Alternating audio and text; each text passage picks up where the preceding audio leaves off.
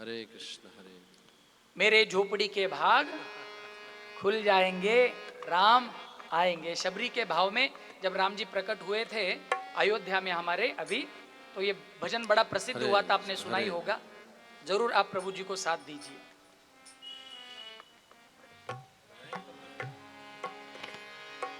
जय श्री रामचंद्र भगवान की जय।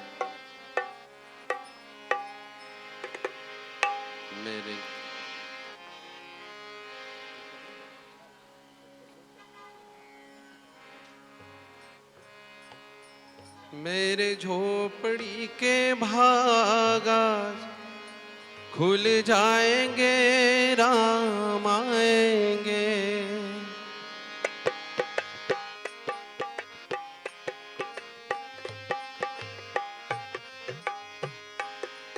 मेरे झोपड़ी के भागा खुल जाएंगे, राम आएंगे, राम आएंगे, आएंगे, आएंगे। बोलिए, राम आएंगे, आएंगे, राम आएंगे। मेरे झोपड़ी के भागा खुल जाएंगे, राम आएंगे। मेरी झोपड़ी के भागा खुल जाएंगे, राम आएंगे। राम आएंगे तो अंगना सजाऊंगी, राम आएंगे तो अंगना सजाऊंगी। दीप जला के दिवाली मैं मनाऊंगी। मेरे जन्मों के सारे पाप मिट जाएंगे, राम आएंगे। मेरी झोपड़ी के भागा खुल जाएंगे, राम आएंगे, राम आएंगे, आएंगे, आएंगे। बोलिए, आएंगे, राम आएंगे। मेरी झोपड़ी के भागा खुल जाएंगे, राम आएंगे। मेरी झोपड़ी के भागा खुल जाएंगे, राम झूलेंगे तो पालना झूलाऊंगी, राम झूलेंगे तो पालना झूलाऊंगी। मीठे मीठे मैं भजन सुनाऊंगी, मीठे मीठे मैं भजन सुनाऊंगी। मेरी जिंदगी के सारे दुख मिट जाएंगे, राम आएंगे। मेरी जिंदगी के सारे दुख मिट जाएंगे, राम आएंगे। मेरी झोपड़ी के भागा खुल जाएंगे, राम आएंगे। मेरी झोपड़ी के भागा खुल जाएंगे, राम आएंगे। मैं तो रुचि रुचि भोग लगाऊंगी, मैं तो रुचि रुचि भोग लगाऊंगी। माखन मिश्री में राम को खिलाऊंगी, माखन मिश्री में राम को खिलाऊंगी। प्यारी प्यारी राधे प्यारे श्याम संग आएंगे, शाम आएंगे। मेरी झोपड़ी के भाग आज खुल जाएंगे, राम आएंगे, राम आएंगे, आएंगे, राम आएंगे।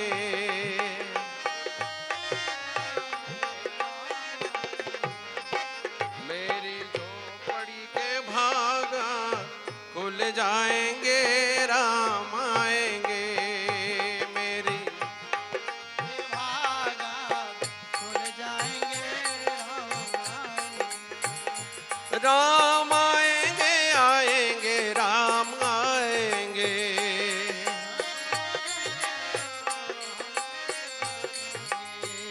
वो मेरी झोपड़ी के भागा खुल जाएंगे, राम आएंगे।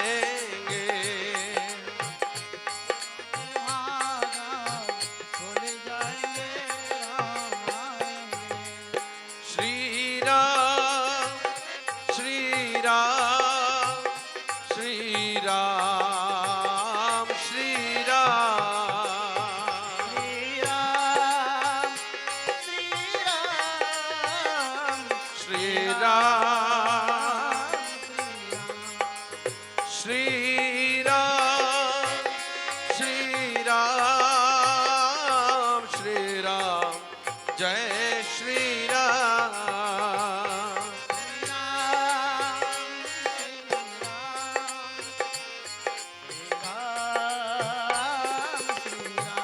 श्री राम श्री राम श्री राम जय श्री राम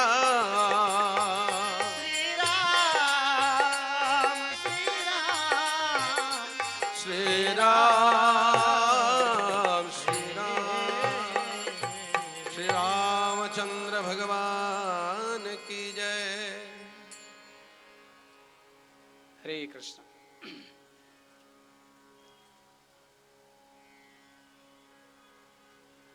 पंपा सरोवर नाम का स्थान है।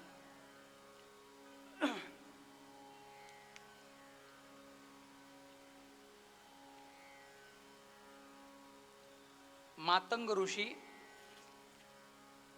ऋषि का वहां पर आश्रम था और मातंग ऋषि की ही ये शिष्या है। कौन? शबरी माता। शबरी उनको इसलिए कहा जाता है क्योंकि उनका जन्म एक शबर परिवार में हुआ था। एक आदिवासी परिवार में, जंगल में शबर लोग रहते हैं, इसलिए उनको क्या कहते हैं? शबरी कहते हैं, भिल्लनी कहते हैं, बिल्लनी कहते हैं, शबर कहते हैं। और चूंकि वो साधु संतों की सेवा में नित्य प्रति रहा करती थी, तो वहाँ पर उस मार्ग में साधु संतों के आश्रम को वो साफ किया करती थी। झाड़ू पोछा लगा के झाड़ू लगाती थी, पोछा लगाती थी, उस आश्रम को शुद्ध रखने का कार्य करती थी। ये जो पंपा सरोवर है ना, ये बड़ा ही विशिष्ट सरोवर है। आप में से कोई गया है पंपा सरोवर? गए हैं क्या? आप जरूर जाइए, पंपा सरोवर जाना ही चाहिए। शास्त्रों में 5 अलग अलग सरोवरों का वर्णन है। बड़े ही ख्याति प्राप्त ये 5 सरोवर हैं। उनमें सबसे श्रेष्ठ सरोवर माना गया है नारायण सरोवर। नारायण सर कहते हैं, या ज्योति सर भी आप कह सकते हैं, जहाँ पे गीता जी सुनाई गई कुरुक्षेत्र में। आप देखें वहाँ बड़ा तालाब है, बहुत बड़ा। ये तालाब है, सर मतलब तालाब। दूसरा सर्वश्रेष्ठ सरोवर है मान सरोवर, भगवान शंकर का। तीसरा सर्वश्रेष्ठ सरोवर है पुष्कर सरोवर। क्या नाम है? ब्रह्मा जी का, पुष्कर सरोवर। चौथा जो है वो बिंदु सरोवर है, बिंदुसर। जगन्नाथपुरी के पास में आप जाएंगे, बिंदुसर है, बिंदुसर। और 5वां जो है ये पंपा सरोवर है, ये साधु संतों को समर्पित। उसके अगल बगल में साधु महात्मा। आज भी आप वहाँ पर जाएंगे ना, घना जंगल है और बड़ा आनंद आता है वहाँ पे। छोटी छोटी खलखल नदी बहती है, तुंगभद्रा का डैम भी है, हम्पी हॉस्पिटल वहाँ पे आसपास में बहुत सारे सुंदर देखने लायक स्थान भी हैं। और बड़ी सुंदर ये किष्किंधा जो राजधानी थी बाली की, तो वो राज्य साम्राज्य वहाँ पर है। आज भी बाली के वहाँ पे पहाड़ के ऊपर नेचुरली बनी हुई आपको एक दीवार दिखाई देती है। तो बाली के राजमहल की वो दीवार है, ऐसे भी कहते हैं। वहाँ पर बगल में ही आंजनेय पर्वत है, जहाँ पे हनुमान जी का क्या हुआ है? जन्म भी हुआ है। वो भी स्थान है। सैकड़ों सीढ़ियाँ हैं, चढ़ के ऊपर जाते हैं। हम हर साल जाया करते थे एक ज़माने में। रायचूर जाना पड़ता था तो वहाँ पे जाते थे। आप आए थे विशाल जी कभी? नहीं आप? तो जाते थे बार बार, बड़ा आनंद आता था। बड़ा रमणीय स्थान है पंपा सरोवर।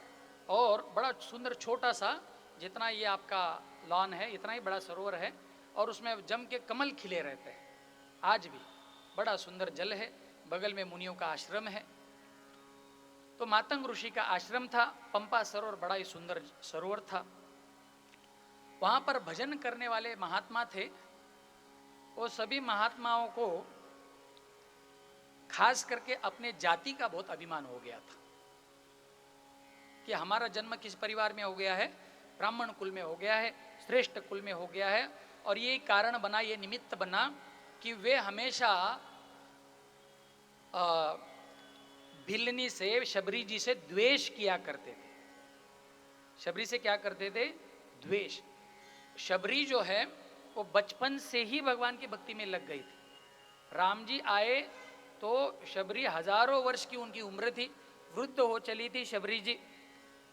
राम जी आएंगे ऐसा वचन ऐसा आदेश उनको उनकी सेवा करनी है, ऐसा आदेश उनके गुरु मातंग ऋषि ने ही दिया। मातंग ऋषि जब राम जी आए तब नहीं थे, वे स्वर्ग सिधार चुके थे, लेकिन उन्होंने इनको आदेश दिया था कि आप यहीं पे रहना, उस राम जी के मार्ग को फुवारते रहना, क्योंकि इसी रास्ते से मेरे प्रभु आने वाले। राम आएंगे आएंगे राम आएंगे, मेरे झोपड़ी के भाग खुल जाएंगे, प्रभु आएंगे। छोटी सी पर्णकुटी बना के वहाँ दूर रहती थी। और ये जितने भी महात्मा लोग हैं ये हमेशा द्वेष मत्सर किया करते थे शबरी का। क्यों? केवल इतना ही कारण था कि निम्न परिवार में इसका क्या हो गया है, निम्न कुल में इसका जन्म हो गया। अरे जब आपका जन्म उच्च कुल में हो गया तो बड़ी अच्छी बात है, इसका अभिमान करो, लेकिन इसका अर्थ ये नहीं कि आप अन्यों का अपमान करें। उच्च कुल में जन्म हुआ है तो और अच्छे से भगवान का भजन करना चाहिए। हाँ, लेकिन लोगों को लगता है मेरा उच्च कुल में जन्म हुआ, इसका मतलब ये है कि मुझे अधिकार मिल गया कि मैं अन्यों की निंदा कर सकूं। ऐसा नहीं होता। हाँ, और वैसे भी जब व्यक्ति वैष्णव बन जाता है, जब व्यक्ति भगवान का भक्त बन जाता है, तो उसके बाद में जाति पाति कुछ नहीं रह जाती। जैसे ही हम दीक्षा ले लेते हैं, ब्राह्मण दीक्षा धारण करते, गुरु बना लेते हैं, तो उसको अच्युत गोत्रीय कहते हैं। क्या कहते हैं? अच्युत गोत्रीय कहते हैं। और ऐसे भक्तों में, जो प्रभु के चरणों में समर्पित भक्त है, ऐसे भक्तों में यदि आप ये देखने लगे कि ये जाति का है, वो जाति का है, इसको वैष्णव अपराध कहा गया है।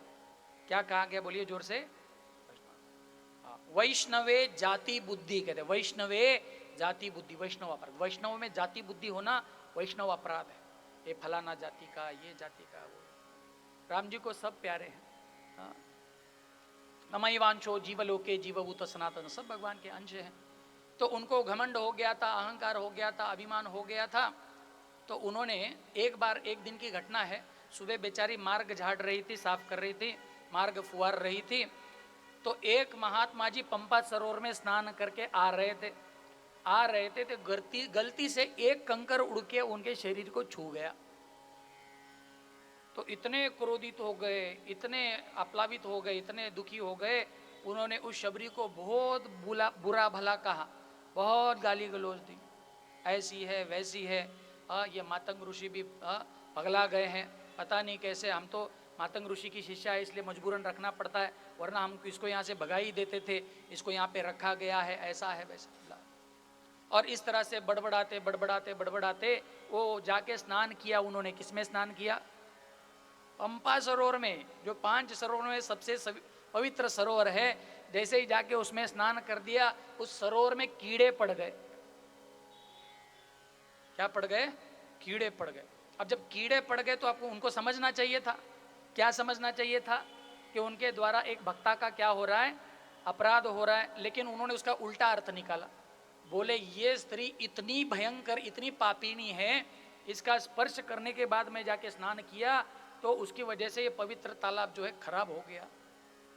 तो सारे महात्माओं ने देखा कि राजा राम जी इसी मार्ग से आ रहे हैं, तो उन्होंने सोचा कि राम जी जो है जब आएंगे, उनको ये इस तालाब में चरण लगाने के लिए कहेंगे। तालाब क्या हो जाएगा? शुद्ध हो जाएगा। बिना पानी के हम बड़े परेशान हैं। साधुओं की साधुता बिना पानी के तो हो ही नहीं सकती। मलिने मोचनम पुंसाम जल स्नानम दिने दिने। मल कैसे दूर होगा जब जल में स्नान ही नहीं करेंगे? तो अभिमंत्रित जल कैसे करें? तो उन्होंने सोच के रखा था, और सभी साधुओं ने अपनी अपनी कुटिया बनाई थी। राम जी आएंगे तो मेरी कुटिया में, मेरी कुटिया में, मेरी कुटिया में, मेरी कुटिया में लेके जाऊंगा। सब लोग राम जी के स्वागत सत्कार के लिए वो बड़ी भयंकर तपस्या कर रहे हैं। एक महात्मा जी थे जो आजीवन लाखों वर्षों से एक ही बार भोजन कर रहे थे। बोले राम जी आएंगे, देखेंगे मैं इतनी कठोर तपस्या कर रहा हूँ, तो राम जी मेरे कुटी में आएंगे। क्यों तुम्हारी कुटी में क्यों आएंगे? बोले मैं एकाहारी हूँ, एक समय खाता हूँ। उनके बगल में थे फलाहारी महाराज। उन्होंने कहा तुम्हारे यहाँ क्यों आएंगे? मैं तो भोजन नहीं करता हूँ, मैं तो केवल फल खा के रहता हूँ। तो राम जी आएंगे तो कहाँ आएंगे? मेरे यहाँ पे आए। ऐसे कौन कह रहा है? फलाहारी महात्मा कह रहे। तो उनके बगल में पयहारी महात्मा थे, जो दिन में एक बार दूध पीते थे। बोले तुम्हारे यहाँ क्यों आएंगे? प्रभु आएंगे तो मेरे यहाँ आएंगे। उनके बगल में जलहारी महाराज थे, पानी पीने वाले।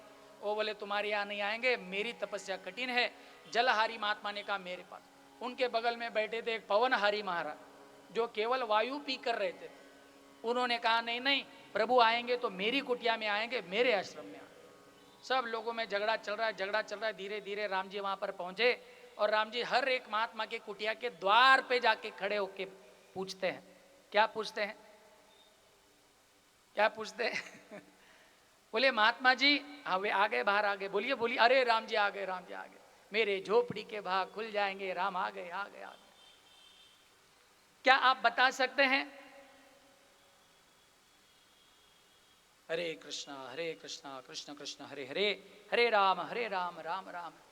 हे प्रभु, हे ब्राह्मण देव, हे ऋषिवर, हे मुनिवर, क्या आप बता सकते हैं माता शबरी की कुटिया किधर है? कौन पूछ रहे हैं? राम जी पूछ रहे हैं, लक्ष्मण जी पूछ रहे हैं। बताओ बताओ, शबरी की कुटिया किधर है? तो ऐसे ही ईर्ष्या करते थे शबरी से। होगी कहीं जंगल में इधर उधर घूम रहे हो, हमको क्या पता, हमको पूछ रहे हो। ऐसा वर्णन किया गया है कि वो जो साधु महात्मा वहां थे, उनके मन में राम जी के भगवत्ता के प्रति भी उनके मन में एक संशय उत्पन्न हो गया। तो आपस में चर्चा करने लगे। जब राम जी गए, हे शबरी माता किधर हो पूछते, तो ये आपस में सर ऋषि मुनि चिंतन कर रहे हैं, हमको तो लगता है ये भगवान नहीं है। ये कौन नहीं है? भगवान नहीं है। देखो गलती से उनका पैर लग गया था, तो हो गया कोई कारण से, उसके दिन भर गए होंगे, उसके अवतार का मतलब वो श्राप का कार्य संपन्न हो गया होगा। मंदन कावड़ा बसायला फांदी तुटायला, राम जी के पैर लग गए होंगे और वो नारी बन गई। राम जी का तो कोई चमत्कार नहीं। ये तो अवगुणी बालक समझ के हमको तो ऐसे लग रहा है कि दशरथ महाराज ने इनकी इन्हीं गुणों को देखकर, हम इतने रति महारथी महात्मा है, जलहारी पयहारी ये हारी वो हारी, हमको मिलना चाहिए छोड़ के बिल्ली को मिलने जा रहे हैं। ऐसे ही दुर्गुणों को देख के शायद लगता है इनके पिताजी ने इनको निष्कासित कर दिया है, वरना राजगद्दी पे ना बैठे होते। तो हमको तो डाउट लग रहा है कि ये योग्य है ही नहीं और ना ही भगवान है, ऐसे मन में संदेह हो गया। और इस तरह से राम जी और आगे बढ़ रहे हैं। कहाँ है राम जी? आ रहे हैं। अब तक तो ये क्या कर रही थी, हर रोज मार्ग फुआर रही थी। जब पता चला कि आज राम जी आने वाले हैं, तो जंगल में जाकर छुप गई। ऐसा भी वर्णन किया गया है। क्यों? बोले मैं इतनी अधम स्त्री हूँ, इतनी पापिनी हूँ, मेरी छाँव भी यदि राम जी पर पड़ जाएगी तो राम जी दूषित हो जाएंगे। इस भाव से शबरी जी चुप कर बैठ। कहाँ है शबरी, कहाँ है? हर किसी के द्वार पे जाके राम जी पूछ रहे हैं। तो सारे ऋषि मुनियों ने कहा, अरे भैया देखो राम जी, हम तो गलती से आपको प्रभु समझ रहे थे। बोले मैं तो मुंह पर तो नहीं बोला। उन्होंने कहा कि फिर भी हम देखना चाहते हैं आप में वो जो भगवत्ता है भी कि नहीं। तो देखिए, हम इसलिए आपकी अनंत काल से राह देख रहे हैं ताकि यह हमारा जल का जो मूल स्रोत है, हाँ, जल का मूल स्रोत यह पंपा सरोवर है, इसमें सारे छोटे छोटे कीड़े पड़ गए। आप अपने चरण पधरा दीजिए, चरणों का स्पर्श कर दीजिए, जल क्या हो जाएगा? शुद्ध हो जाएगा। तो भगवान ने कहा, अरे आप इतने बड़े बड़े महात्मा हो, कोई बोल रहा है मैं पानी पी के जीता हूँ, कोई दूध पी के, कोई वायु खा के, आप ही क्यों नहीं अपने पैर लगा लेते? हर कोई डर रहा था, मेरे पैर लगाऊंगा शुद्ध नहीं होगा तो सारी पोल पट्टी खुल जाएगी, है कि ना, सारा पीतल खुला हो जाएगा। लेकिन फिर भी जैसे तैसे ठीक है, हम प्रयास करके देखते हैं। हर किसी ने अपने अपने पैर लगा के देखे, वो कीड़े कुछ वहां से गए नहीं। अंत में उन्होंने कहा, राम जी अब आप भी लगा लो पैर, एक बार जो होगा देखा जाएगा। राम जी ने कहा, मुझे भी थोड़ा डाउट लगता है। अरे बोले, आपने तो शीला को नारी बना दिया था, आपके चरणों में तो चमत्कार ऐसे हमने सुना। अरे वो चमत्कार, राम जी खुद कह रहे, वो चमत्कार हमारा नहीं था, हमारे साथ गुरुजी थे ना उस समय, गुरुजी ने कुछ चमत्कार कर दिया था, बस श्रेय हमको मिल गया। तो मुझे भी थोड़ा डाउट लगता है कि पता नहीं मैं ये शुद्ध कर पाऊंगा कि नहीं। तो राम जी भी जो है धीरे धीरे लोगों को दिखाने के लिए थोड़ा सकपकाते हुए उन्होंने अपने चरणों को उस जल में डाल दिया। जब राम जी ने अपने चरणों को उस जल में डाला तो पता है क्या हुआ? कल्पना कर सकते हैं आप लोग? जो छोटे छोटे कीड़े थे वो बड़े बड़े हो गए, तालाब और गंदा हो गया, बच बच करके सारे कीड़े बाहर आ गए। अरे भगवान, बहुत सारे, हमने पहले ही कहा था ये भगवान नहीं है, ये हो ही नहीं सकता भगवान। तो बोले अब क्या करें? तो बोले ठीक है, आपके चरणों से, आपके प्रभाव से तो मलिन था, मलिन और मलिन हो गया और कलुषित दूषित हो गया, लेकिन ये शुद्ध कैसा हो, इसका कुछ उपाय तो बताइए राम जी। तो राम जी ने कहा, उपाय तो है, लेकिन मुझे संदेह है कि आप वो उपाय करेंगे कि नहीं, मुझे पता नहीं। बोले क्यों नहीं करेंगे, यही तो मूल स्रोत है हमारे जल का, हम जरूर वो उपाय करेंगे। तो उन्होंने कहा कि आपको ऐसे लग रहा है कि शबरी के स्पर्श से वो मुनि ने स्नान किया, तो लेकिन ऐसा नहीं है। उन मुनियों ने जो शबरी का अवमान किया, अपमान किया और उसके पश्चात जाके स्नान किया, तो सारी की सारी ब्रह्म हत्या, सारी की सारी जितना भी अवहेलना जो थी उस संतों की, वो उस जल में उतर गई, इसलिए जल दूषित हो गया। एक बार अब शबरी को कहो कि वे इसमें उतरे, अपने चरणों को डाले, तो बोले अरे बाप रे, ये तो बड़ा भयंकर उपाय आपने बता दिया। तो जैसे शबरी तो थोड़ी दूर पर खड़ी थी, तो गए शबरी के पास, है रुक इधर आ। तो शबरी देखी कि महात्मा साधु पास आ रहे हो, तो वहां से भागी चली गई, फिर जंगल में जाके छुप गई। बोले शबरी तो आएगी नहीं इसमें। तो वो राम जी ने कहा कि ठीक है, शबरी ना आए कोई दिक्कत नहीं, हमको तो मतलब चरण धूलि से है। जिस स्थान पे शबरी खड़ी थी उस धूलि को आप ला कर डाल दीजिए। तो बड़ा टेढ़ा मेढ़ा मुंह करते हुए ब्राह्मणों ने उस धूलि को उठाया और जैसे ही ले जाके उस पंपा सरोवर में डाला, स्फटिक के समान एकदम श्वेत वर्णीय जल, एकदम शुभ्र स्वच्छ जल हो गया। बोलिए भक्तवत्सल भगवान की जय। तो ये भाव शबरी का बड़ा सुंदर। गुरुजी ने केवल इतना कहा था, कब आएंगे नहीं बताया था, बचपन में कहा था राम जी आने वाले हैं, पूरी आयु बिता दी।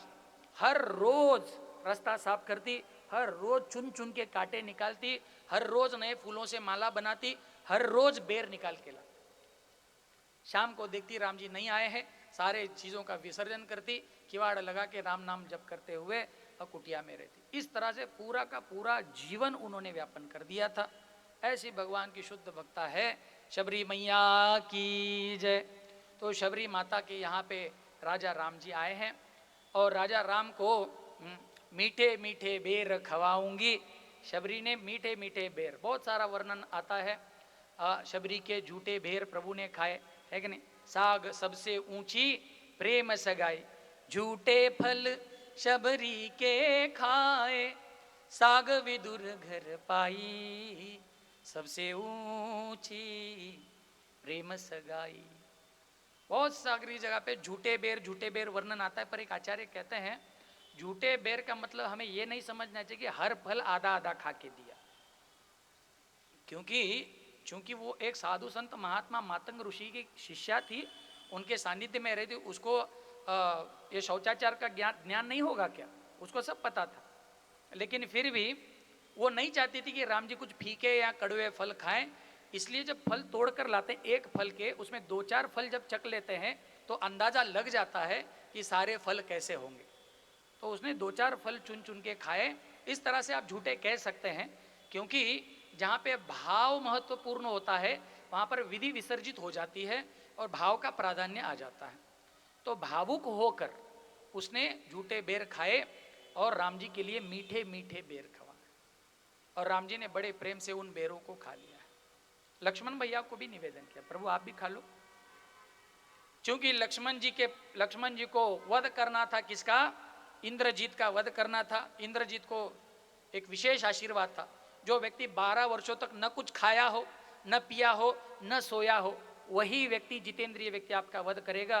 तो लक्ष्मण जी के बारे में ऐसा वर्णन आता है कि लक्ष्मण जी ने वो बेर तो ले लिए, क्योंकि राम जी ने कहा लेना है और शरीर में भी डालना है, तो उन्होंने अपनी जंघा को काट में उसमें डाल दिए बेर, ऐसा भी वर्णन आता है।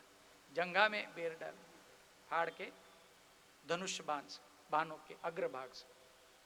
बोले भक्तवत्सल भगवान की जय।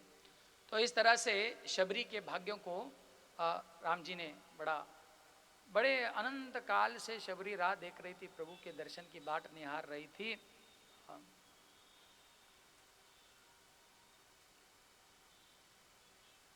शबरी एक सुनी अत तुम तारे, वाने वन मग के कंटक चुनी डारे, अति उपकार कियो वो तुम पर, वाने चुनी चुनी मीठे बेर खवारे। हे प्रभु, शबरी आपकी बहुत बड़ी भक्ता है। भगवान ने शबरी पर बड़ी दया की, बड़ी कृपा की। उसके पश्चात शबरी ने कहा कि यहीं पास में ऋष्यमुख पर्वत है, जिसके ऊपर हमारे गुरुजी का आश्रम था, और किसी कारणवश वहाँ पर बाली नहीं आ पाता है, तो बाली के भय से अपने कुछ साथियों को नल नील अंगद इत्यादि, नल नील जाम्बवान और हनुमान जी को लेके सुग्रीव जी उस ऋष्यमुख पर्वत पर निवास करते हैं। आप ऋष्यमुख पर्वत पर जाना चाहते थे या सुग्रीव से मिताई करना चाहते, मित्रता करना चाहते थे, तो आप यहाँ से सीधा जाएंगे तो आपको ऋष्यमुख पर्वत, तो आज भी जहाँ पे पंपा सरोवर है वहाँ से चढ़ने लग जाएंगे तो वो ऋष्यमुख पर्वत आरंभ हो जाता। और वो गुफा भी है जहाँ पर राम जी की मुलाकात हुई सुग्रीव के साथ, और वो स्थान भी है जहाँ पे उन्होंने प्रतिज्ञा की एक दूसरे की मदद करने की। वो स्थान आज भी है, आप जाकर जरूर उसका दर्शन कीजिए। तो ऋष्यमुख पर्वत पर वो पहुंच रहे थे, उस पर्वत के तलहटी में चले गए तो एक रुष्ट पुष्ट 2 युवान बालक आते हुए ऋष्यमुख पर्वत के ऊपर से सुग्रीव ने देखा तो सुग्रीव डर गया। सुग्रीव अपने बड़े भाई बाली के डर से वहां पे रह रहा था और उसको प्राण का भय था। तो उसने देखा कि हो सकता है कि अपने जैसे बलवान 2 किसी योद्धाओं को बाली ने भेजकर मुझे मारने का प्लान किया है। ऐसा समझ के उन्होंने हनुमान से निवेदन किया, हनुमान जी आप जाइए और देख कर आइए ये 2 बालक कौन हैं। तो हनुमान जी गए। हनुमान जी जब वहां पर गए तो हनुमान जी ने एक स्नातक का रूप धारण किया था, एक बटु वामन, एक छोटे से बालक जो अभी वेद पाठ करके आए हों, ऐसे एक ब्राह्मण का रूप धारण करके वहां पर गए और उन्होंने राम जी से पूछा, राम जी बताइए आप कौन हैं। धरी बटु रूप देखु तई जाई, कहे सुजानी जियस सयन बुझाई। अति सबीत कह सुनु हनुमाना, पुरुष जुगल बल रूप निधाना। बड़े सुंदर दोनों बालक देखकर इसने सुग्रीव ने कहा कि हनुमान आप जाकर देख कर आओ, ये एक बटु वामन रूप आप धारण करना और देखना कि ये दोनों व्यक्ति कौन हैं। तो हनुमान जी वहाँ पर जाते हैं। हनुमान जी उनको पूछते हैं कि आप ऋष्यमुख पर्वत पर जा रहे हो, यहाँ पर सुग्रीव जी निवास करते हैं और किसी को भी इतनी आसानी से यहाँ पर आने नहीं दिया जाता। आप सुग्रीव से मिलना चाहते? बोले हाँ। क्यों मिलना चाहते, उसका कारण क्या है? सबसे पहले तो आप अपना परिचय दीजिए। कौशलेश दशरथ के जाये, हम पितु वचन मानी बन आये। नाम राम लक्ष्मण 2 भाई, संग नारी सुकुमारी सुहाई। अब जब यहाँ पे आए थे, हमारे पिताजी ने कहा हमको वनवास दिया था, तो दोनों भाई राम लक्ष्मण हम दोनों का नाम है। संग में एक नारी सीता जी भी थी। इहा हरि निश्चर भय देही, विप्र फिरई हम खोजत तेई। हे विप्रवर, हे ब्राह्मण देव, जानबूझकर राम जी ने पहचान लिया लेकिन फिर भी हनुमान जी को ब्राह्मण कह रहे हैं। हे ब्राह्मण, हम हमारी उसी पत्नी को खोज रहे हैं जिसका हरण यहाँ पर निशाचरों ने करके रखा है। आपन चरित कहा हम गाई, कहु विप्र निज कथा सुनाई। हमारे बारे में तो हमने बहुत डिटेल बता दिया। ब्राह्मण जी अब आप अपने बारे में बताओ। अब एक ब्राह्मण के बारे में, ब्राह्मण अपने बारे में क्या बताएगा? बता कर जानबूझकर राम जी कह रहे हैं कहु विप्र निज कथा सुहाय, तुम्हारी कथा सुनाओ। ब्राह्मण का ऐसा कौन सा कार्य है जिसकी कथा बन जाए? लेकिन राम जी ये इंगित कर रहे हैं कि ये जो नाटक तुमने रचा है ना, ये भी अपने आप में कथा ही है। समझ रहे हैं? तो तुम अपने बारे में थोड़ा डिटेल बताओ। प्रभु पहचानी परेऊ गई चरना, सो सुख उमा जाई नहीं वरना। हे उमा, ये मेरे मन का आनंद हनुमान के रूप में जैसे ही मैं राम जी के चरण पकड़ लिया पहली बार उस अवतार में, उस सुख का मैं इस मुख से तो वर्णन नहीं कर पाऊं। कौन कह रहा है? भगवान शंकर कह रहे हैं उमा ध्यान से सुनो, इतना आनंद आ, मेरी तो वहां पर समाधि लग गई थी हनुमान। फिर राम जी ने बड़े प्रेम से उनको उठाया और कहा कि बताइए आपके बारे में आप कुछ बताना चाहते हैं?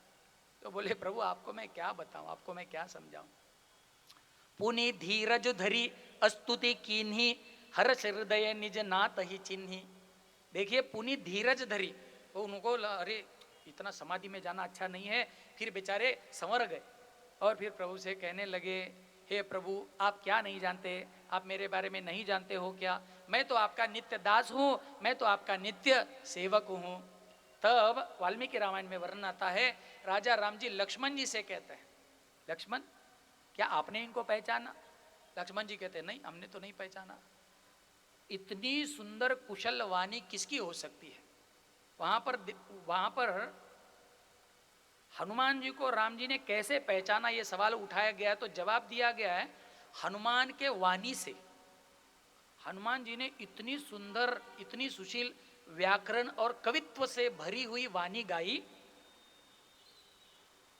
राम जी ने कहा कि ऐसी वाणी वही व्यक्ति बोल सकता है जो इस लोक का पढ़ा हुआ नहीं है, किसी उच्च लोक से वेद अध्ययन करके आया हो। तो जहां तक मैं जानता हूं ये ज्ञान सूर्य भगवान का दिया हुआ ज्ञान है। इतना सुनते ही हनुमान जी अपने मूल रूप में आ गए। बोले बराबर पहचाना प्रभु, मैं सूर्य का सेवक हूँ, मैं सूर्य का दास। सूर्य ने मुझे ये वेद अध्ययन का ज्ञान दिया। और जब हमने कहा कि प्रभु आपको मैं क्या उतराई दे सकता हूँ, आपको मैं क्या शिष्यवृत्ति दे सकता हूँ, आपको क्या गुरु दक्षिणा के रूप में दे सकता हूँ, तो उन्होंने कहा, सूर्य देव ने कहा कि मेरा एक अंश सुग्रीव के रूप में जन्म लेगा। कितनी भी विपरीत परिस्थिति आएगी, हनुमान तुम सुग्रीव का साथ कभी नहीं छोड़ना, इसलिए मैं उनकी सेवा में हूं, और दूसरा कोई कारण नहीं है। सुग्रीव जी किनके अंश है? सूर्य के अंश है। और बाली किनके अंश है? इंद्र के अंश है। तो इस प्रकार से उन्होंने, हनुमान जी ने दोनों को कंधे पे बिठाया और ऋषिमुख पर्वत पर ले गए। और जैसे ही उन्होंने दोनों की मिताई हुई, दोनों ने हाथ पकड़कर वचन लिया कि हम हर परिस्थिति में एक दूसरे का साथ देंगे। प्रभु जी ने बड़े प्रेम से आलिंगन किया और कहा कि हे मेरे प्रिय मित्र परम सखा सुग्रीव, अब जन्म जन्मांतर के लिए तुम मेरे क्या बन गए? मित्र बन गए। इस प्रकार से जब तुम अपनी कथा के बारे में सुनाओ, पूछा, तो इन्होंने अपनी सारी कथा सुनाई। बोले हम दोनों, ऋक्ष रजा हमारे पिताजी का नाम है, वानरों के सेनापति मुखिया थे और बहुत बड़ा राज्य हमारा फैला हुआ राज्य था। जब अतिवृद्ध अवस्था में पिताजी ने देह त्याग किया तो उन्होंने मेरे बड़े भाई, मेरा नाम सुग्रीव है, बड़े भाई का नाम वाली है, तो उन्होंने बड़े भाई को सुयोग्य मानकर, और सही में मेरे भैया बड़े शक्तिशाली हैं, बड़े भाग्यशाली हैं और बड़े पौरुषार्थपूर्ण उनके कार्य हैं, तो उनको पूर्णतया सगुण देखकर, सभी गुणों से युक्त देखकर मेरे पिताजी ने उनको क्या कर दिया, इस समग्र किष्किंधा का उनको राजा बना दिया। और मैं भी बड़े प्रेम से उनके चरणों में रह के उनकी सेवा किया करता था। काल उपस्थित होने पर सुयोग्य कुल में हम दोनों का विवाह हो गया। मेरे भैया की पत्नी का, मेरी भाभी का नाम है तारा, बाली की पत्नी जो है उनका नाम हो गया तारा, और मेरी जो पत्नी है सुग्रीव, मेरी पत्नी, सुग्रीव की पत्नी का नाम रूमा, क्या नाम है? रूमा। मेरी पत्नी रूमा, उनकी पत्नी तारा, हम चारों, अब दोनों भाई और दोनों की पत्नी, हम बड़े प्रेम से कुशल मंगल के साथ रह रहे थे। एक दिन की बात है, मैं दानव के दो भयंकर पुत्र थे, राक्षस पुत्र। एक का नाम था मायावी और दूसरे का नाम था दुंदुभी। एक दिन रात्रि के समय में, अकाल में मायावी आ गया, रात्रि के समय में आ गया और दरवाजे पे खड़ा दस्तक देने लगा। तो वाली बड़े क्रोध में निकल गया। वाली को देवराज इंद्र का एक विशेष वरदान था। क्या वरदान था? कि जो कोई व्यक्ति उनके सामने युद्ध करने आता, उसका आधा बल कम हो जाता और वो आधा बल किसको मिलता? बाली को मिल जाता और बाली उसको खत्म कर देता। इस प्रकार से ये मायावी एक बार जब आया तो बाली ने उसको बड़े तेजी से घुमा घुमा के बहुत दूर फेंक दिया। तो मायावी रोता बिलखता वहां पर कई एक साल उसने गुजारे, फिर तपस्या किया और फिर युद्ध करने के लिए आया। दूसरी बार जब आया तो तारा ने बाली को समझाया कि देखो, एक ही राक्षस दो दो बार नहीं आ सकता, इस बार कुछ गलत लग रहा है प्रभु, आप न जाना वहां पर। बाली ने कहा कि कोई व्यक्ति हमको चुनौती दे रहा है और हम क्षत्रियों के लिए संभव नहीं है कि हम घर में दबके रहें। तो वाली चला गया। सुग्रीव जी कहते बड़े प्रेम के कारण मैं भी मेरे भैया के पीछे पीछे गया। तो जैसे ही वो हुंकार भरते हुए मायावी कुछ कही रहा था, बाली ने अपनी गदा निकाली, जब मारने के लिए आगे बढ़े तो मायावी वहां से भाग गया तो उसके पीछे वाली पड़े और वाली को देखकर वो एक गुफा में घुस गया। जैसे गुफा में चल गया, वाली भी चला गया और मैं भी उनके पीछे पीछे गुफा तक चला गया। बहुत दिनों तक मैंने राह देखी, गुफा से कोई बाहर आ ही नहीं रहा। फिर धीरे धीरे मैंने देखा कि उस गुफा से भयंकर आवाज आनी बंद हो गई है और धीरे धीरे अंदर से एक रक्त का प्रवाह आ गया। तो मुझे लगा कहीं भैया ना मर गए हों। ऐसी शंका से मैंने क्या कर दिया, उस बड़े पत्थर से, शिला से उसका दरवाजा बंद कर दिया और मैं चला गया अपने राज्य में। राक्षस यदि जीवित भी रहेगा मायावी तो वहीं मर जाएगा अंदर सोच के। और जब मैं यहाँ पर आया, मैं राज्य चला रहा था, सभी लोगों ने आग्रह किया तो मैं राज्य गद्दी पर बैठ गया। लेकिन राजगद्दी पर बैठा तो रूमा तो मेरी पत्नी थी ही, क्योंकि तारा जो थी वो अनाथ सी हो गई थी, तो उसने भी मेरी शरण ग्रहण की। तो मैंने भाभी का भी स्वीकार किया था, उनको भी मैंने सुयोग्य उनकी भी व्यवस्था कर दी थी। लेकिन बाद में उस मायावी को मार के बाली जब आया पहाड़ का वो पत्थर हटाकर, उसने देखा कि मैं रूमा को लेकर तारा को भी लेकर बैठा हूँ, तो बड़े नाराज हो गए। उन्होंने क्या किया, मेरे पत्नी का भी हरण कर लिया। नियमानुसार बड़े भैया की जो पत्नी होती है, इसका क्या वर्णन किया जाए, कि पहले ज़माने में ऐसे लगता था अनाथ है तो उनकी भी व्यवस्था हो जाती, लेकिन छोटे भैया की जो पत्नी होती है उसका स्वीकार नहीं किया जा सकता। क्यों? क्योंकि छोटे भाई की पत्नी पुत्रिकावत होती है, बालिका जैसे, बेटी जैसे होती है। तो इसलिए इन्होंने जबरन, हे राम जी, मेरे भी पत्नी को रुमा का भी हरण कर लिया, तारा का भी हरण कर लिया, और मुझको मारने के लिए उद्यत, मुझको जान से ही मारना चाहते थे। लेकिन मैं यहाँ पर ऋष्यमुख पर्वत पर आकर रहता हूँ। बोले ऋष्यमुख पर्वत तक वो नहीं आ सकता क्या? बोले नहीं आ सकते। क्यों? क्योंकि मातंग ऋषि ने उनको श्राप दिया है। अब ये श्राप कैसे मिला? तो उन्होंने समझाया। सुग्रीव जी कहते हैं, जब मैं दानव के बेटे मायावी का वध हुआ तो उसका दूसरा भाई था दुंदुभी, वो एक भैंसे के रूप में आ गया। किस रूप में? भैंसे के रूप में आके उसने जब बाली के ऊपर आक्रमण किया तो उस भैंसे की पूंछ पकड़ के गरा गरा गरा उसको आकाश में घुमाया और बाली ने पूरी ताकत के साथ फेंक दिया। तो जब फेंका तो रुधिर वमन करता हुआ, रक्त वमन करता हुआ जाके मातंग ऋषि के ऋषिमुख पर्वत पर उनके आश्रम में गिर पड़ा। तो मातंग ऋषि ने देखा कि आश्रम की स्वच्छता, शुभता, शुद्धता सारी नष्ट हो गई है। तो उन्होंने श्राप दिया, ये बंदर ही इस तरह के कार्य करते हैं, तो मैं श्राप देता हूँ वाली तुमको, यदि तुम यहाँ पर आओगे तो तुम्हारा मस्तिष्क फट जाएगा और तुम यहाँ पे प्राणहीन हो जाओगे। ऐसा श्राप दिया। तो श्राप के मारे डर के वो यहाँ नहीं आता, इसलिए हनुमान जी के साथ, जामवान जी के साथ, नल नील के साथ मैं यहाँ पे रहता हूँ। इस तरह से ये सारी कथा उन्होंने सुनाई। बोले क्या आप मेरी मदद कर सकते हैं? बोले हाँ, हम आपके आप जरूर मदद कर सकते हैं, लेकिन उनको प्रत्यक्ष सामने जाके मारना उचित नहीं है, आपको छुप के मारना पड़ेगा, लेकिन निशान बराबर साधना पड़ेगा। बोले क्यों? हम दोनों जुड़वा भाई हैं, दोनों सेम सेम दिखते हैं, तो देखते हैं आपका बाण कितना, आपका निशाना कितना परफेक्ट है। तो वर्णन आता है कि वहां पर एक श्रृंखला में से 7 ताड़ के पेड़ थे। अभिमंत्रित करके राम जी ने एक ऐसा बाण चलाया कि 7 पेड़ों को छिलता हुआ वो बाण चला गया, धरती में धस गया और राम जी के पुनः भाते में आ गया। इसको देख के सुग्रीव बड़ा प्रसन्न हुआ। सुग्रीव ने कहा, अब मुझे विश्वास हो गया प्रभु, आप बाली का क्या कर सकते हैं? निश्चित रूप से वध कर सकते हैं। चैतन्य महाप्रभु जब दक्षिण भारत की यात्रा करते करते कर्नाटक में उस क्षेत्र में गए थे, तो भागवत चैतन्य चरितामृत में वर्णन आता है, उन 7 पेड़ों को महाप्रभु ने आलिंगन किया। छील तो दिया था, बिंद तो दिया था, लेकिन वे बेचारे पेड़ मुक्त नहीं हुए थे, त्रेता युग से कलयुग तक रहे। महाप्रभु ने जैसे ही आलिंगन किया, 7 पेड़ मुक्त हो गए।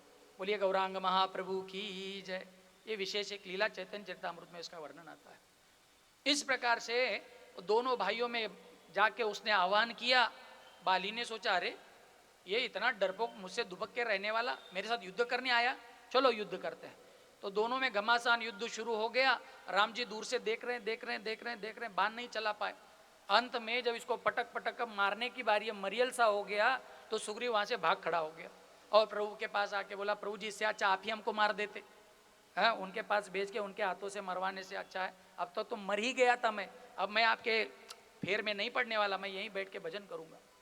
उन्होंने कहा कि प्रभु देखो ऐसा है, आप दोनों भाई समान दिख रहे थे, तो कहीं गलती से बाण तो मैं चला देता, गलती से उनकी जगह आपको लग जाता तो कितनी अपकृति का, अपने मित्र की इन्होंने हत्या की है, बड़ा मित्र दृक पाप मुझे मिल जाता, इसलिए अब की बार ऐसी गलती नहीं होगी। राम जी ने अपनी इस बड़ी सुंदर माला, वन माला उनको पहनाई और कहा कि अब जाइए। अब बेचारा थर्राता कांपता हुआ जैसे तैसे पहुंच गया। बोले भैया आ जाओ बाहर लड़ने के लिए। भैया कहा, अब तो ये मरेगा, अब तो ये पक्का मरेगा। उस समय भी तारा ने उनको समझाया कि देखो ये भी दूसरी बार आ रहा है, पिछली बार आए तो इतना बड़ा कांड हो गया था एक व्यक्ति, ये भी दूसरी बार आ रहा है, मतलब इसको किसी न किसी का क्या प्राप्त है, किसी विशिष्ट व्यक्ति का सपोर्ट, उसके बगैर ऐसा कार्य कर नहीं सकते। क्योंकि तारा जो है वो पतिव्रता थी तो जालती थी सब, लेकिन उसने कहा कि फिर भी चूंकि मैं क्षत्रिय हूँ, चूंकि मैं एक चिर योद्धा हूँ, तो मेरा एक कर्तव्य, कोई व्यक्ति चुनौती दे रहा है तो उसको स्वीकार करना। तो जैसे वो वहाँ पर गए, राम जी जो है व्याध के समान एक पेड़ के पीछे छुप के उन्होंने क्या किया है, बाण चलाया। बाण चलाया, वाली को बाण लगा वहाँ पर राम जी आए। वाली ने राम जी का दर्शन करते करते अपने प्राण छोड़े हैं। बड़ा सुंदर लंबा चौड़ा संवाद है, समय के अभाव में नहीं लेंगे। लेकिन वो कहता है कि राम जी, आपने इसमें कौन सा ऐसा गुण देख लिया जो मुझ में नहीं था? आपको तो अपनी पत्नी चाहिए थी ना, वो भी रावण से छुड़ानी है। उस रावण की एक स्पेशल बात मैं आपको बताता हूँ। बोले, मैं इस रावण को एक बार देखा कि अपने 10-10 सर लेके घूम रहा था, तो मुझे ये बड़ा विशेष जंतु मालूम हुआ। तो मेरा बालक, ये अंगद जब छोटा सा बालक था, पलने में खेलता था, तो उसको कौतुक करने के लिए, जैसे छोटे बच्चों को खिलौना लाते हैं ना, मैंने ये रावण को एक खिलौने जैसे बांध के लाया था और 6 महीने के लिए उसके पलने पर टंगा के रखा था। उनके नाना जी जब आए पुलस्त ऋषि, उन्होंने निवेदन किया, तब मैंने दया करके उसको छोड़ दिया था। और उसके कान के नीचे झापड़ लगा के आपकी पत्नी को लाके मैं आपको दे देता, यदि आप मेरे पास आते तो। ये सुग्रीव में ऐसा कौन सा बात आपने देख लिया कि उसके साथ मित्रता कर दी? भगवान ने कहा कि मैं तो हर किसी का मित्र हूँ, लेकिन मैं साथ उसी का देता हूँ जो मेरी मित्रता स्वीकार करता है। बोलिए भक्तवत्सल भगवान की जय। जैसे हमने आरंभ में कहा, भगवान ये अपेक्षा रखते हैं कि आप भगवान को अपना मानो। भगवान गीता में भी कहते हैं, अलग अलग प्रकार से समझाते हैं, ऐसे करो वैसे करो, ये करो वो करो। 12वें अध्याय में अंत में भगवान कहते हैं, अरे भैया कुछ नहीं तो नहीं, कम से कम इच्छा तो करो प्रभु का भजन करने की, फिर देखो मैं सब मदद करता हूँ। धीरे धीरे विशाल प्रभु को भेज दूंगा, भक्ति वृक्ष क्लास चालू हो जाएंगे, आप भक्त बन जाओगे। इस प्रकार से भगवान कहते तू अपेक्षा, आप अपेक्षा करो कम से कम। हमारे एक आचार्य है रूप गोस्वामी, वे कहते हैं भक्ति किसको मिलती है? बोले भक्ति उसको मिलती है तत्र लौल्यम एकलापि मूल्यम, ऐसे कहा गया। भक्ति पाने के लिए लौल्य रूपी मूल्य देना पड़ता है। भक्ति के लिए आदमी को लालायित रहना पड़ता है, तब भगवान अपनी भक्ति देते हैं या अपने आप को प्रदान करते हैं। बोले भक्तवत्सल भगवान की जय। इस प्रकार से उन्होंने वाली को कहा कि देखो वाली, तुमने जो कार्य किया अपने छोटे भाई की पत्नी को रखा है, बड़ा गलत कार्य है, इस तरह का कार्य नहीं करना चाहिए। तब वाली ने कहा कि प्रभु हम तो बंदर हैं, बंदरों में कौन सा बड़ा भाई कौन सा छोटा भाई, कौन अपनी पत्नी, कौन माँ, कौन भाई, कौन पशुओं के। जितने भी मनुष्य जीवधारी हैं उनके लिए विधि निषेध होते हैं, पशु पक्षियों के लिए थोड़ी होते हैं। लेकिन आपने व्याध के समान मेरा वध किया है। अन्य अन्य कुछ आचार्य लोगों के भाव हैं, वे कहते हैं कि यही वाली अगले जन्म में जरा नाम का व्याध बना, जिसने भगवान कृष्ण के रूप में जब राजा रामचंद्र आए थे उनके चरणों में छुप के क्या किया है? बाण चलाया है। और भगवान कृष्ण ने अपने अवतार लीला को क्या किया? संपन्न किया है। तो इस तरह से बाली का उद्धार हो गया। बाली ने कहा कि मेरा बालक है, प्रभु आपकी छत्र छाया में इस अंगद को आप रखना। अंगद को उन्होंने युवराज बनाया, सुग्रीव को उन्होंने राजा बना दिया। सुग्रीव राज मद में मस्त रहा। 4 महीने तक चातुर्मास में राम जी वहाँ पर निवास किए। कहाँ कहीं अता पता नहीं, कहीं खोज नहीं सीता की, भोग विलास में लग गया सुग्रीव। ये बात जब लक्ष्मण को पता चली, लक्ष्मण गए, बोले इसको जो है ना, कुछ भूत ऐसे होते हैं जो बात से नहीं मानते, हिलाना पड़ता है, डुलाना पड़ता है। तब राम जी बड़े प्रेम से उनको कहते हैं, लक्ष्मण जी आप उनको डांट डपट, सत्य है डांट डपट के समझाना, लेकिन वो मेरा मित्र है, आप कृपा करके उन पर ज़्यादा तीक्ष्ण न होना, ज़्यादा कठोर रुद्र न होना, क्योंकि वो मेरा क्या है? सुग्रीव मोर सखा, सुग्रीव मेरे सखा है। तो इस प्रकार से लक्ष्मण जी जाके उनको समझाते हैं, उनके नेत्र खुलते हैं, अलग अलग जुत्था बना देते हैं, 4 ग्रुप बना देते हैं और अलग अलग दिशाओं में वानरों को भेजते हैं, जाओ सीता की खोज करो। क्योंकि दक्षिण दिशा का संकेत बहुत सारे लोगों ने किया था, जटायु ने किया था, सुग्रीव ने भी दिखाए थे। ये देखिए ये जो आभूषण पड़े हैं सीता जी के हैं क्या? वो दक्षिण दिशा में रावण एक स्त्री को लेके जा रहा था, तो राम जी ने पहचाने, हाँ ये सीता के हैं। तो जो सबसे विश्वासु जो जत्था था, जो ग्रुप था, उसको दक्षिण दिशा में भेजा। जिस ग्रुप में कौन कौन थे? हनुमान जी थे और जामवान जी थे, नल नील थे और अंगद भी थे। इन सबको दक्षिण दिशा में भेजा और हनुमान जी को कोने में बुला के राम जी ने कहा, आपको मैं एक मुद्री दे रहा हूँ, ठीक है ना, इसको लेके जाना, वरना सीता महारानी आप पर भी विश्वास नहीं करेगी। आप जब मेरी मुद्रिका प्रदान करेंगे तो निश्चित रूप से वो आपको अपना मान के स्वीकार कर लेगी। तो हनुमान जी को उन्होंने प्रदान किया और हनुमान जी को उन्होंने एक गुप्त चरित्र सुनाया। किसका चरित्र सुनाया? जिस कथा से हमने आज आरंभ किया था, जयंत वाला चरित्र। बोले लक्ष्मण को भी पता नहीं, ये बड़ी गुप्त बात है, मैं सीता ही जानते हैं, अन्य किसी को कानो कान खबर नहीं हुई, कौवा बन के आया था जयंत। तो ये कथा जब आप सीता जी को सुनाएंगे तब वो आप पर दृढ़ विश्वास कर लेगी कि हाँ ये सही में कोई नकली अंगूठी नहीं है, राम जी की ही है और राम जी का ये चरित्र जानता है, ये मेरा बालक है, आपको अपने बालक के समान सीता महारानी स्वीकार कर लेगी। तो ये दक्षिण दिशा में सभी लोग चले। सुग्रीव ने उनको भेजा।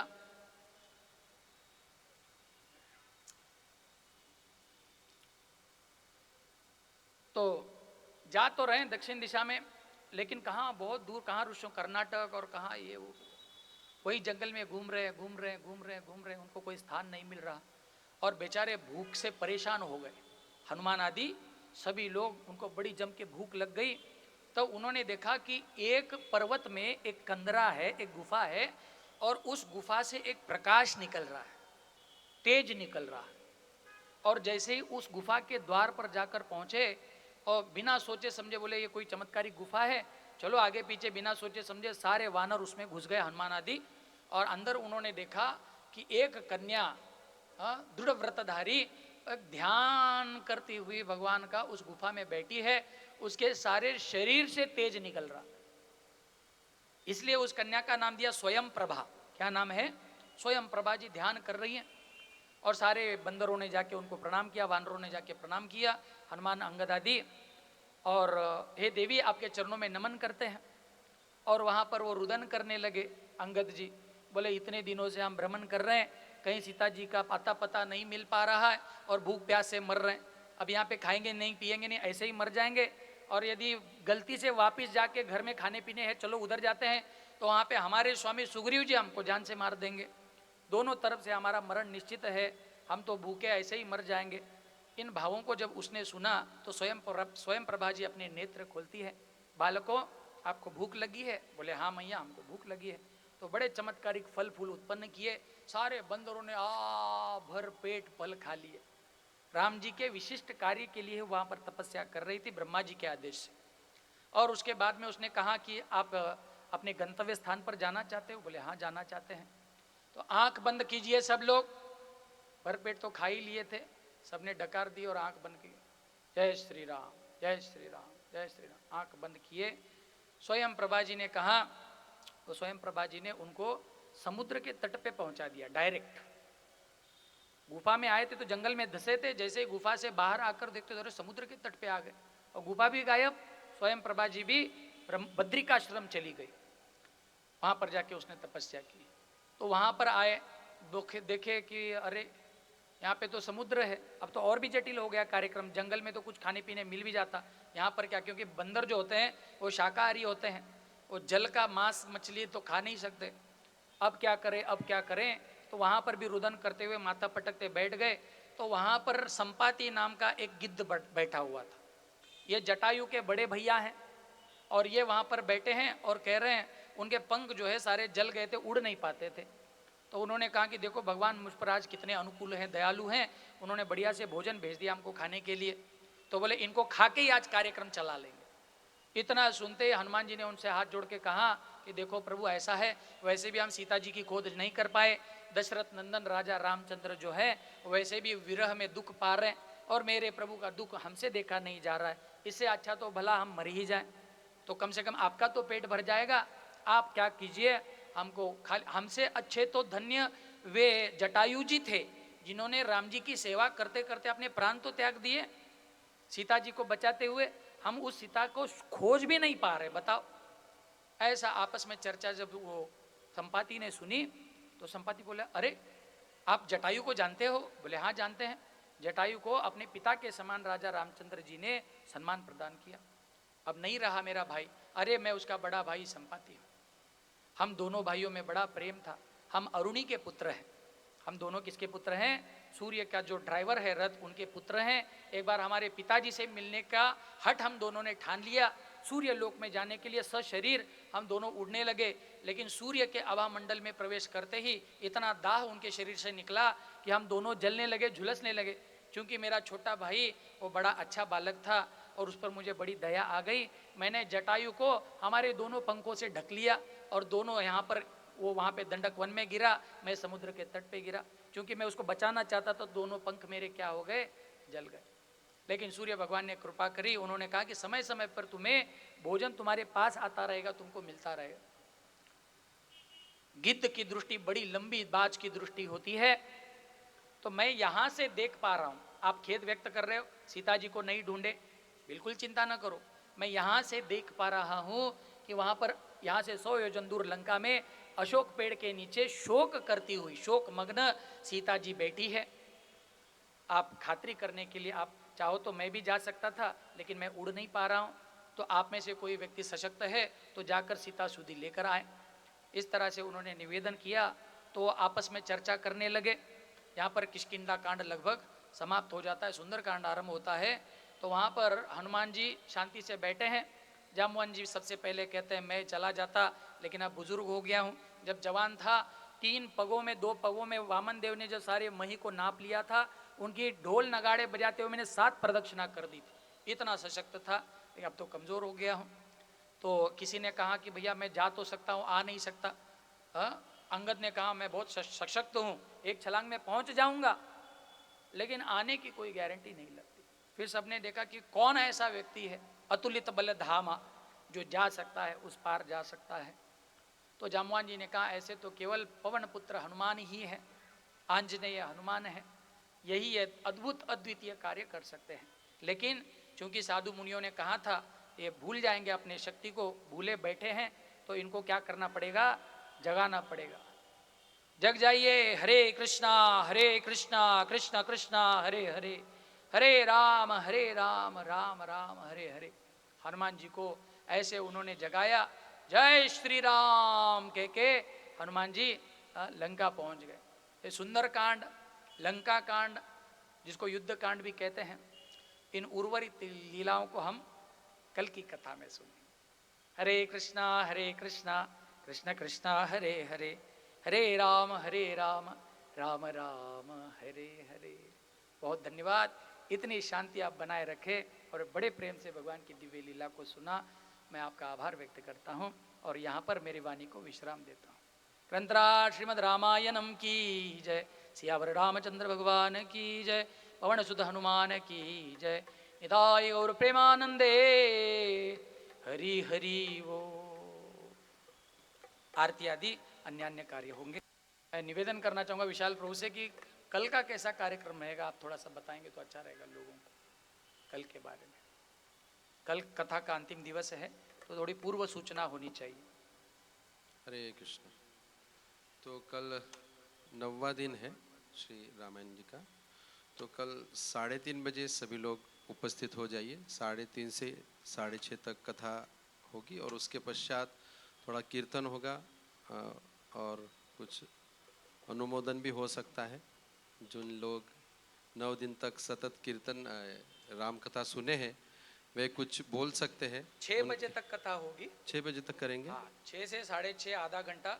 यदि किसी का कोई महत्वपूर्ण प्रश्न है तो प्रश्न भी लेंगे। हाँ। और आप में से 2-4 लोग यदि कुछ अपने भावों को व्यक्त करना चाहते हैं, अपने विचारों को कुछ एडिशनल कुछ माहिती वगैरह देना चाहते हैं, तो आपको कल अवसर दिया जाएगा। तो फिर 6:30 बजे आरती वगैरह होगी और फिर सबके लिए भरपेट प्रसाद की व्यवस्था है कल सबके लिए। कल पूर्णावती है तो सबके लिए जम के प्रसाद होगा। तो आपको मराठी में कहते हैं चूलबंद निमंत्रण, आपको ऐसा निमंत्रण है, आप आइए और राम जी की कथा रूपी प्रसाद ग्रहण कीजिए और फिर अंत में कथा संपन्न होने पर पूर्णाहुति का प्रसाद भी ग्रहण कीजिए। बहुत बहुत धन्यवाद।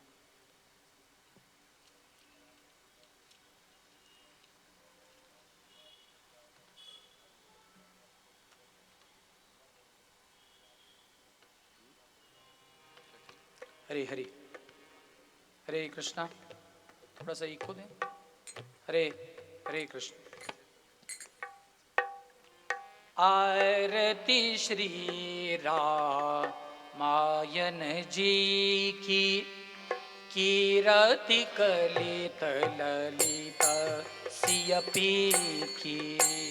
आरती श्री रामायण जी की, कीरति कलित ललित सियपी की। गावत ब्रह्मा दिक मुनि नारद, गावत ब्रह्मा दिक मुनि नारद। वाल्मीकि विज्ञान विशारद, वाल्मीकि ज्ञान विशारद शुक सनकादिक शेष अरु सारद शुक सनकादिक शेष अरु सारद भरणी पवन सुत कीरतिनी की भरणी पवन सुत कीरतिनी की आरती श्री रामायण जी की आरती श्री रामायण जी की गावत वेद पुराण अष्टदश गावत वेद पुराण अष्टदश छहो शास्त्र सब ग्रंथन को रस छो शास्त्र सब ग्रंथन को रस मुनि जन धन संतन को सरबस मुनि जन धन संतन को सरबस सार अंश सम्मत सब ही की सार अंश सम्मत सब ही की आरती श्री रामायण जी की आरती श्री रामायण जी की गावत संतत शंभु भवानी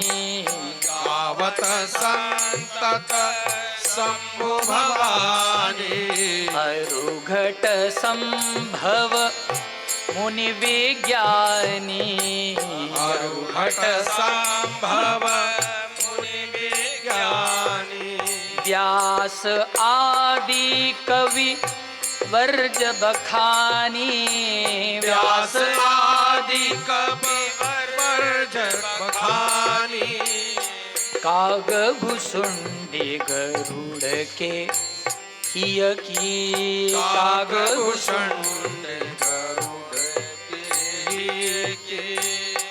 आरती श्री रामायण जी की आरती श्री रामायण जी की कलिमल हरनि विषय रस फीकी कलिमल हरण विषय रस फीकी सुभग श्रृंगार मुक्ति जुवती की सुभग श्रृंगार मुक्त जुवती की दलन रोग भव मूरी अमी की दलन रोग भव मूरी अमी की आत्मात सब विधि तुलसी की आत्मात सब विधि तुलसी की आरती श्री रामायण जी की आरती श्री रामायण जी की कीरति कलित ललित सियपी की कीरति कलित ललित सियापी आरती श्री रामायण जी की आरती श्री रामायण जी की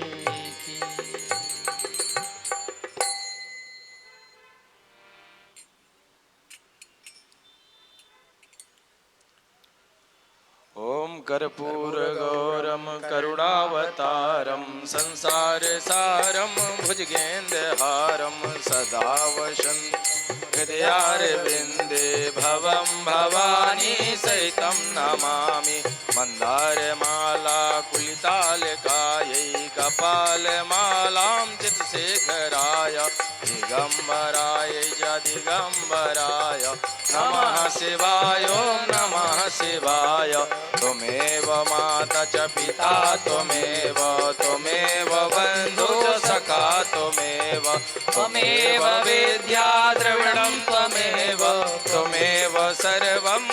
देव देवा कायेन वाचा मनसेन्द्रियर्वा बुद्ध्यात्मना वा प्रकृत स्वभावा करोमि यज्ञं सकलं परस्मै नारायणायेति समर्पयामि अच्युतं केशवं रामनारायणं कृष्णदामोदरं वासुदेवं भजे श्रीधरं माधवं गोपिकावल्लभं जानकीनायकं रामचन्द्रं भजे हरे कृष्णा कृष्णा कृष्णा हरे हरे हरे राम राम राम हरे कृष्णा कृष्णा कृष्णा हरे हरे हरे